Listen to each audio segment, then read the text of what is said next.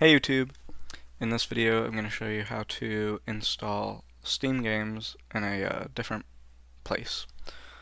Say you have multiple hard drives, or you have multiple partitions on one hard drive, or you want to install your Steam games on a USB flash drive. I don't really recommend the last one, but hey, if you want to, you can. Alright, so go to the game that you want to install, and, well, click install, just like you normally would. Now this is where you will decide. You see the choose location for install? Click on that. I have two Steam libraries, but you can see create a new Steam library.